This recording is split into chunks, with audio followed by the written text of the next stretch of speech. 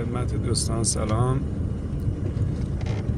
یک روز بارونی قشنگ، یک آب و هوای بسیار عالی در شهرستان تربت جام.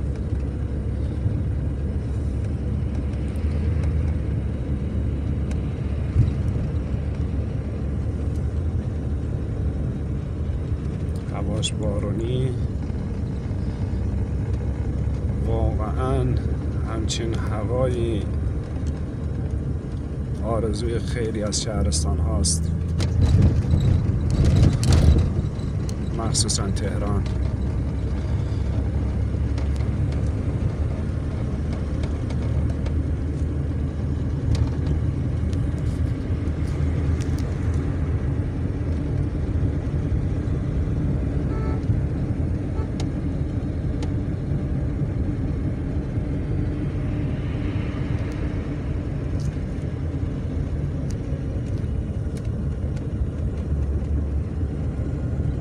اینم یه منبع آب قدیمیه که خدمتتون عرض شود که این سبک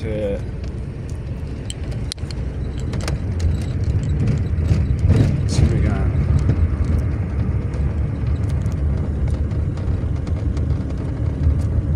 آثار باستانی، سبک آثار باستانی شده چند وقتی پیش.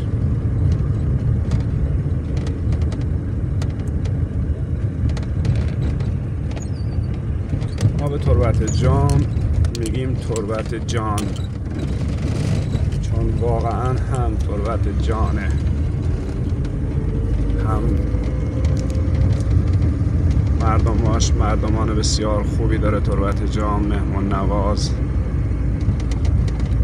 خوش اخلاق، خوش برخورد. من همینجا از تمامی تربت جامی های عزیز کمال تشکر دارم که باعث افتخار شدن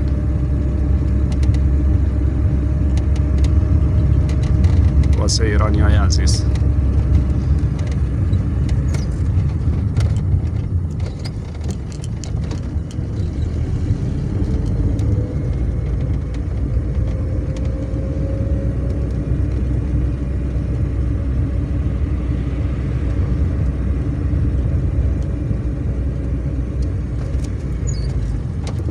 براتون آرزوی سلامتی دارم.